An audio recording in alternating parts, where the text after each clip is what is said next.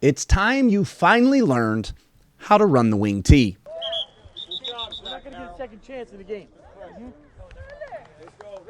This video is going to have to be a two-part series, but it's going to be a great series, and it is like running the wing tee 101. This is going to be a great place to start. Now, the wing tee itself is my number one choice for running an offense, whether it is youth football or high school football. My number one choice is the wing tee. But you do have to have a few more talented coaches, I believe, than you would if you ran the double wing. And that's just because things are slightly more spread out and you're trying hard to use your deception a little bit more than you are just brute force. Here's a look at why you might want to run the wing tee for your high school or your youth program. Well, first of all, it's a proven system. It's a complete proven system. Teams have shown that it will work, and it has a beginning and an end to the system. It can be learned, and then it can be taught, and now you can focus on some other things rather than inventing new plays.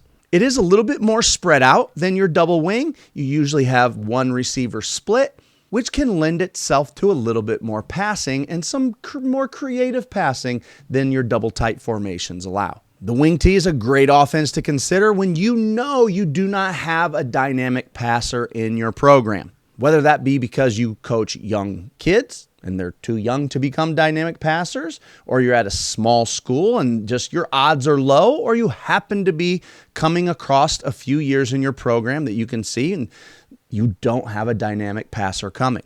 It does allow you to control the ball.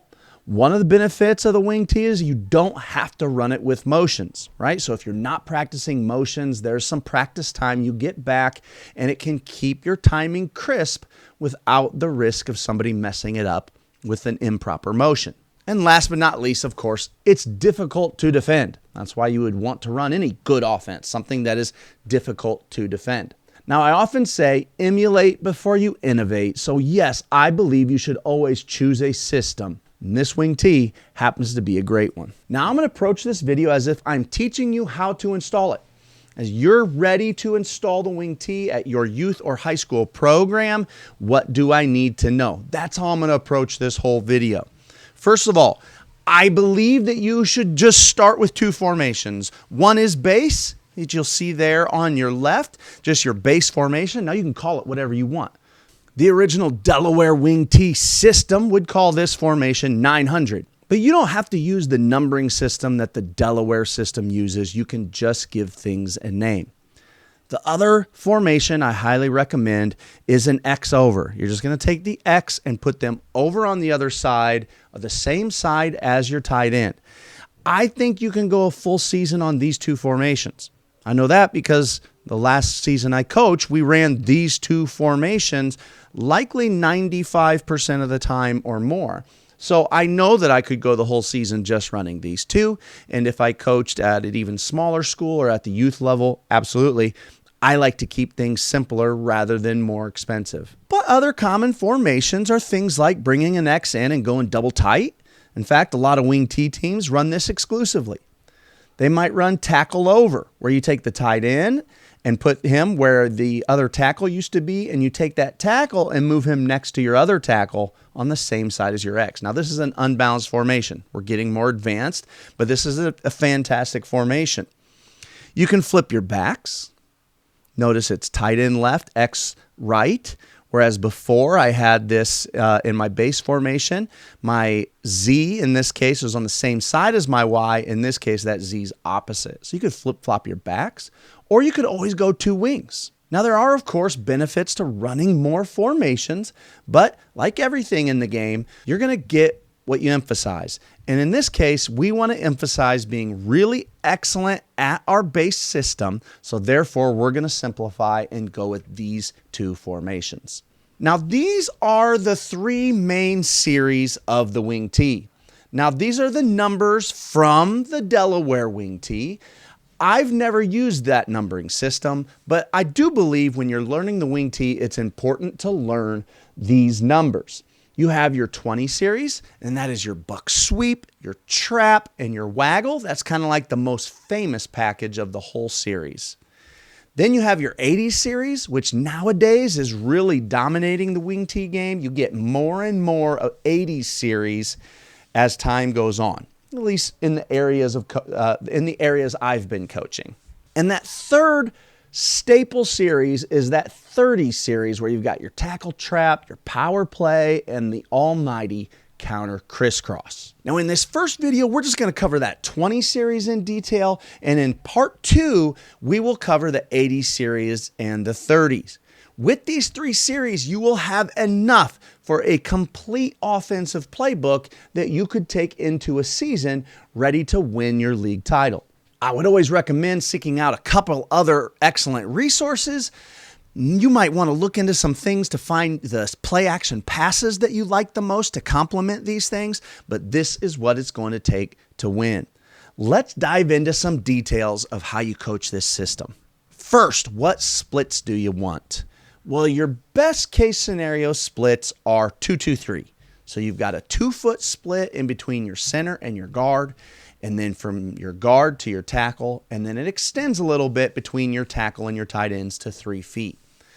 However, if I am at a school with very low talent, or at a school with I don't have an excellent experienced O-line coach, or I'm at the youth level, I am most likely going to start my season at 1-foot splits. 1-foot splits gives you more room for error and is a better fit for a less talented lineman that's not able to cover distances and down block. Now that you know the splits, you've got to have a cadence. You have to have something that makes people go. Now, you can do this in so many different ways, right? In the NFL, you're going to hear, White 80, White 80 sit out. But at the high school level, you don't get that as much. You can really go on whatever you want. This is the simplest cadence that I have used in my career. I like it quite a bit. It's not the only one I've used, but it's pretty simple. Down, ready, set, go. Down kind of gives my offensive line a marker to say, hey, we're getting ready to go. Ready is an opportunity to send anyone in motion that I may want to get going. And now that one word, 2-syllable, sego, is that starting word where you're really coaching those offensive linemen to get going on se, and then everybody else that we're going to snap that ball on go. One word, sego. Now, if you're going to coach the wing tee, you got to understand rules. And rules for blocking simply mean it's like a phrase, and this phrase walks you through a set of if-thens. If I see this as a lineman, then I block this. And the most common rule in the wing tee is gap down backer. So you've got to understand that rule, gap down backer, in order to coach in the wing tee. So to make sure you know, let's cover what gap down backer means. We are speaking right now as if we're coaching this green guy. That's the left tackle. Okay? Green guy, Mr. Left Tackle. Your gap is that space in between you and your buddy next to you, closer to the ball, right? Ball is down here on the right. So this is my gap. Down means any defender over the top of my buddy that's to my inside. So a guy right here would be called a gap. A guy right here is a down. And then backer is a linebacker, but notice it's not the linebacker up here. It's the linebacker that is in line with this, as a lot of men will say, on your tracks. Notice this is the angle we're trying to create, and so we want the man who is in line with this attacking angle. That's the linebacker we would look for. So the first yes you get in question and asking, do you have any of these defenders? The first yes you get is your block. So you would say, this tackle would ask himself, and of course, hopefully he can do this quickly by the time game 1 hits. Do I have a man in my gap? Yes, I block him. Do I have a man in my gap? No. Do I have a man down? Yes, I block him. Do I have a gap? No. Do I have a down? No. Then I go to backer on this track. I pursue this track. So let's get started in our 20 series. As I said earlier, the 20 series is the most famous series of them all, and everything starts with buck sweep. Now, buck sweep is known as an expensive play, which means it takes a lot of practice time to perfect. You will see teams that will give up on buck sweep. They may determine it's taking too much time and we're not reaping enough benefit. Personally, as I coach you on teaching this system, I highly recommend taking the time to be excellent at buck sweep. And I believe you should be excellent at it because it sets up two other incredible football plays, which is your trap, and it sets up your waggle or your boot play. Now, why is it difficult to coach? Well, it's difficult to coach for two main reasons. Number one, it takes a while for the ball to reach the point of contact. It takes a while for that ball to get all the way over to that tackle tight end. Now, let's go back to this slide right here. This is a look at what buck sweep looks like. You've got all the down blocks coming here on the left side, all the way from tackle, tight end, wing. All these down blocks, a down block can be very hard to sustain, especially a one-on-one block.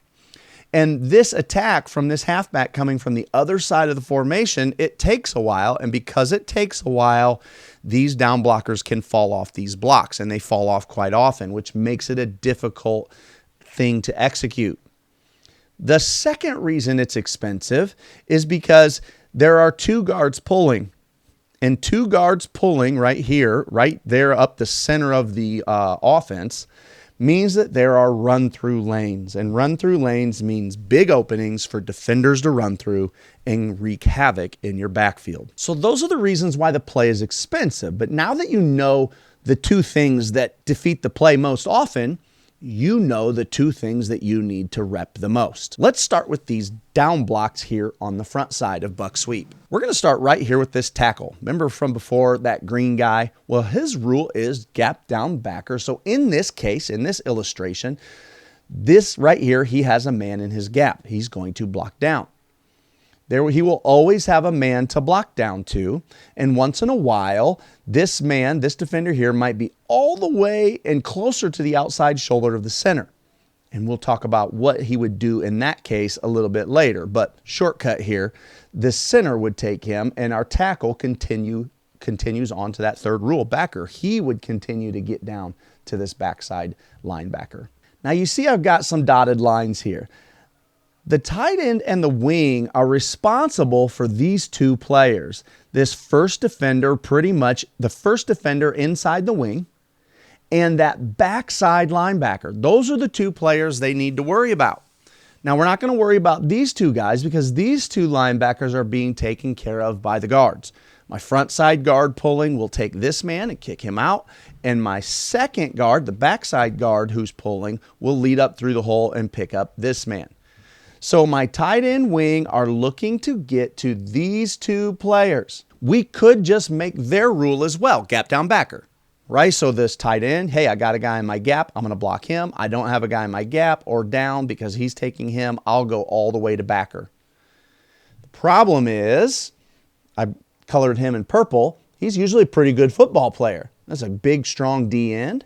And in the event they've got this big, strong D end outside of your tight end, you're going to ask your little, usually much smaller Z, that wing back, to try to block this big, strong defensive end. Well, that's a tough ask. So a lot of teams will have an alternative way to attack this two-man combo so that they can be the most successful. So here we are over on the playbook. Now, as I said, sometimes that guy is a son of a gun. He's a heck of a football player. It is a tough ask to ask that man to just handle him for this extended period of time that it's going to take my halfback to get across the formation and to the point of attack. So what a lot of teams will do, I know Mike Morrissey up at Moline does this, and Wade DeVries down in Roxana, Illinois, they're going to call this a double team. So we're going to get two guys to this one man, and they can work together with moving this man back towards that backside linebacker. That is a really good option. Option number two is what we used to do in our most successful seasons at Champaign Central a few years ago. And we would encourage this tight end, instead of saying we want you to block him, we're going to encourage you to work like crazy to get underneath him. So he'd step super flat and get underneath him and try to climb to this backside linebacker. What we were getting when we got that was now this man was squeezing down, and this really good football player was moving downward with this motion, with the action of the tight end trying to get underneath him. And that set him up for an easier block for our smaller player in this wingback. Now, we coach this wingback. We make a big wing. I want my shoulder in that man's hip, and I want my ear on his rear end. And we're going to rep this over and over and over and over. I have to tell the kids the following. Was your ear on his rear end? No. Okay, let's do it again. And then you would do it again, and they would not put their ear on the rear end. They always want to be up high. And you would say, can you point to your ear? Yes. Can you point to his rear end? Yes. Can you put your ear on his rear end? Yes. Okay, then we need to do that, right? So you're going to rep that over and over and over to help encourage your wingback, your smaller player, to attack very low and run his feet so that we have a chance to sustain this block long enough to get our halfback by him. Moving into the interior with our guards. Now, before I can talk guards, I really believe we have to talk about this center. Your center's job is play side A to head up. Right? So if there's a man head up, well, that's pretty easy. You're going to take that man that's head up of him.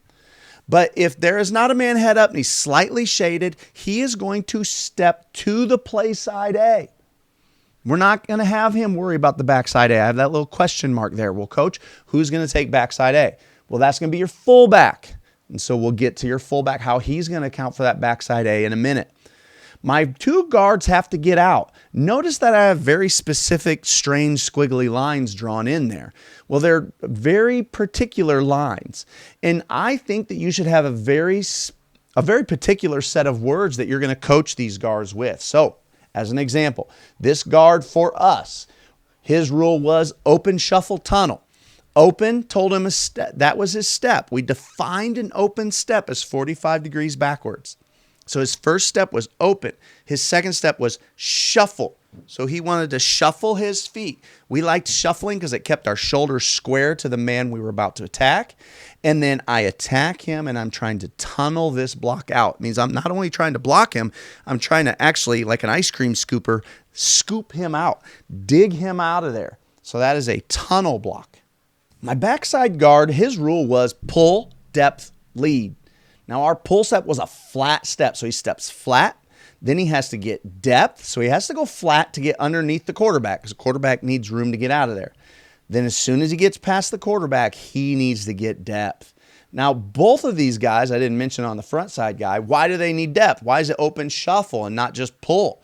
Well, because of all that we told you, how hard these down blocks are. And the reality of life is that there's going to be a level of muck. We call it the trash, okay? Or there could be some penetration. But we've got to get behind that trash. So open, shuffle, tunnel, pull, depth, lead, right? So this guy's truly just pulling, and then it's like he's rounding second base. Backwards, of course. Now, quick side note, as I backtrack to this formation, the reason we base out a tight end wing left is because usually I have a righty quarterback. I want to run buck sweep to my left most of the time so that I can boot to my right so my quarterback can throw more easily. Back to it. We got two guys left to cover. You got our backside tackle and our backside receiver, our X. The backside tackle, his rule is cross court. We say, get across the field. You don't have to block anybody right here at the point of attack. Everybody else, we're fine. We don't need your help up here at the point of it. We don't need your help up here at the line of scrimmage. We want to aim across the formation to where we're actually trying to run the ball at about 7 yards. That's what we tell our kid. Get across the formation at about 7 yards, and when you get there, find a man the opposite color jersey you can pick off. Of course, he needs to be mindful not to hit anybody in the back. But you will find that this man will get in someone's way, maybe once a game, and earn you a few extra yards. Now, with your backside X, we like to go backside route. I don't like running him across the field to get some sort of touchdown saving block because usually what I find is he runs over there, his corner runs with him, and it's actually his corner the one that ends up making that play to save the touchdown. So we have found a little bit more success just having him run a backside route. He could run a hitch, an out, anything he wants he needs to run in the opposite direction of the play. So if he knows the play's running left, he needs to run a route that goes right. I don't even need it to be long. I'd rather him save his energy. Run a little backside route. Now that corner is staying with him. He's further away from the play, and now he can't get to the one play a game that we bust for a touchdown. The last thing we got to cover when it comes to running buck sweep is your backfield. Now, you got to be sharp back here in the backfield. You got to be a car dealer. That quarterback has to be very sharp. He has to be sharp with his eyes. He has to keep the ball close to his body when it's not being delivered. And your backfield, all the backs in the backfield, they got to carry out fakes. Like, they have to pretend to have a ball. And you'll be amazed at how much coaching it requires to get kids to pretend to have a ball. They don't just do it when they're told one time. So in our wing tee, now a lot of wing tees are different, but most teams are going to put their fullback and their halfback. Now we called ours B and F, but they're going to put their fullback and halfback usually even with each other. Some teams will put that halfback a little bit deeper. I like to have my fullback's toes at 4 and my halfback's toes even with my fullback's heels. That's how I like to do it. But we're just going to draw it up here as if they're even. Some teams will put heels at 5, but most schools are somewhere between toes at 4 and heels at 5. Let's start with that fullback. At fullback, I like to have him footwork exactly like this. Here's my right foot, left foot. I want to hop and split my feet to replace where this right foot was. Boom. Boom. It looks like a slight hop to the right, but I'm really just getting on the line of where my right foot was, and now I'm going to attack straight at that center's rear end. Okay? And I'm going to put my hands in a ball receiving, a handoff receiving position, and as I go by that quarterback, I'm going to close over. I've got to close over. And now that I close over, I've got to attack because I am responsible for protecting this backside A gap. And once in a while, in fact, a fair amount, you're actually going to have an unblocked defender right there you're going to run into. So it's a tough job. You have to take a fake, and then you have to run into a man who's really on a mission to tear someone's head off. Your halfback is going to turn, he pivots, and takes off full speed right past that quarterback.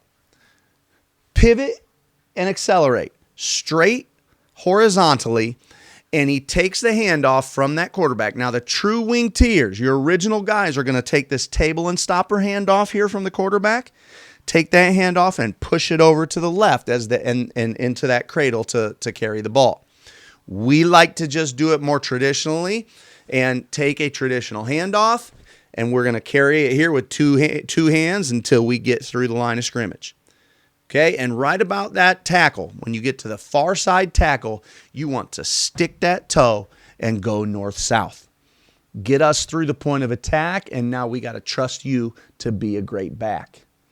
Last but not least, we got to cover this quarterback. Now, the quarterback is going to turn around. He's going to take that ball from the snap. He's going to pull it to his belly button. He's going to turn around, 180-degree turn straight around. He and the fullback should click shoulder pads. It's called a proximity fake. He is not actually reaching out and faking in any way, shape, or form to this fullback. The fullback is faking a handoff, but the quarterback is not. Turn and bring that ball to your belly button, and it's a proximity fake with your fullback. Boom. He's right by you. And then as soon as you get past that fullback, you're pushing for depth. You're going to reach that ball straight behind you, and that your halfback should be crossing to take that handoff. After you give the handoff, we like to teach, don't look at that man, give the handoff, wave goodbye, and get on your horse running that bootleg path, just as you see right here. We want to get behind 7 yards of depth and really attack and pretend to have a football. So the beauty of this series is that you should have 3 men who are pretending to have a ball. Now, so much game film can be found just right here on YouTube. Go type it in. Keep this video open. Open a new tab. Type in buck sweep game film. You will see so many great examples. But of course, if you want to go into the wing tee and run it, we have probably more top-notch resources than anyone else. All of these videos can be found for members, the Game Changer members. These videos just came out in 2025. You got QB buck sweep variations from Matt Garnett over at Peoria Notre Dame. Tons of their base buck sweep footage in the beginning. And then Mike Morrissey from both of these guys were at this year's Trap Life Clinic. Mike Morrissey covering their buck sweep, trap, and boot. Basically what I'm doing in this video, but more advanced and with game film. Below that are 4 examples of things you could find just on our touchdown members. The first video right there is from me. All right, it's that was from my best team I ever coached. You're going to see state championship team there in DMAC, Illinois. Bismarck Henning in Illinois, one of the best teams to do it, and Mastering the Wing T, the entire series available for touchdown members from Mike Johnson of Pioneer High School in Indiana at the time. I think now he's at Logansport. But if you're serious about it, there's so many more resources. Keep learning. 2 things left to teach you in order to know the 20 series. And again, you probably know the basics of these plays, but I'm going to give you actual coaching points. Like you could actually install this and win games for your football team. So let's talk trap. You have to have trap. Now you could run it, the true numbering system if you'd like to learn that. If you want to learn the true numbering system, check out this video series right here, the Mastering the Wing T series from Mike Johnson. He teaches you the numbering system. But we just call it, again, we have our base formation, and if I wanted to run this trap to the left, I would say trap left. Again, we use a different word besides trap. We used to call it buck left. So we would say buck left. I have this first illustration here. We are not blocking anyone. The first man head up to outside the guard. We are not blocking him. Well, at least not with our play side guys. All these 3 are going to be unblocked, and the guard from the opposite side is going to pull and kick him out. Now that's the premise of trap. Now what you have to do is you have to coach like crazy to get this man. Notice the angle of this line that I drew it going back, gaining ground. You've really got to work on that with kids because their natural reaction will be to go backwards. They'll go backwards to chase this man, and a good defender will sneak underneath him and blow up your trap. So you see image 1, image 2, it should look like this. All 3 of these men attacked across the line, and they attack more and more the better you are at buck sweep. That's why you need to be good at it and invest in it. They attack up the line, you let them go, and all 3 are beat. Now, most of the time, this guard ends up blocking him. But in the case he runs so far upfield that he doesn't need to be blocked, this guard can continue on. And our guard through wing back are sprinting to that second level, trying to get hip to hip to create a wall. We call this the wall of friendly butts. And our halfback, our fullback is now going to take that handoff, make 1 cut here at the line of scrimmage, and follow that wall of friendly butts to the promised land. Now you will need a long call. Now you don't have to call it long. You can call it whatever you want. But in the event this first man is actually just inside the guard, it's a good idea to start off by blocking him. He should make a call though. That guard should say, hey, I've got a guy here. My first guy is actually just inside of me, so I'm going to block him, and the trap's going to hit a little wider. This is a good heads up call to tell the guard that it's going to be the next man out, and it's going to tell my fullback you're going to have to make a little bit more drastic of a cut here at the line than you do when it's not a long call. All right, so is it long or short? You can have your guy call long, long, long, or short, short, short. This is one of those reasons why it takes more communication, more good coaches to be good at the wing tee. But you can see the play is the same. It's just that this guard is going to down block on this first defender rather than skip him.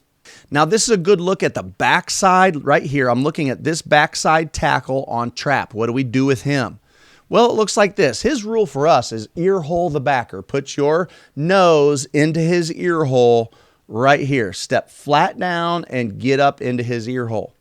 But in the event that this first defender, the first D lineman, on the backside of this play is way out here in a wide 3 technique, if that's a long way, our tackle, if you can get good enough, this is what it takes, good coaches and good kids, this tackle can tell the center, make yourself a call, whatever that you make an exchange call.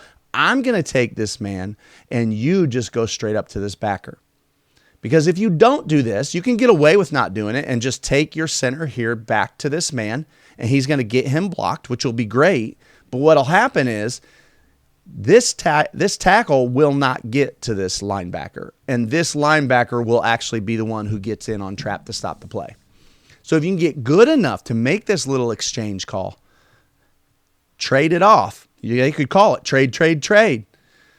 I'm going to go to him, and you just get this guy cut off. Probably going to just truly cut him, but you've got to coach that. Now, what does the backfield look like? Well, this is what's great about the wing T and why it's called a series. That the series of these 3 plays, the backfield looks the exact same. You just give it to the different guy, right? So now the quarterback reverses out just as he did, but instead of bringing that ball to his belly, he brings that ball out and he delivers to the fullback.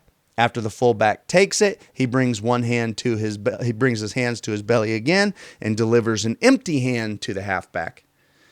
Wave goodbye and turn and boot. Now the last play in the 20 series is Waggle. And Waggle is often known as or titled one of the greatest plays in football. And I don't know if I could name it that, but boy, it sure is a great play. And it becomes even better when you get good at buck sweep and trap. This right here is the premise of what the play looks like. Your furthest receiver out to this side, he's got to clear out. Now he doesn't have to run this post corner, but he needs to clear out. You have some freedom with what you could have him do, but he needs to go deep. Your fullback, he doesn't even have to take a true trap fake here. He needs to get through the line of scrimmage and then escape.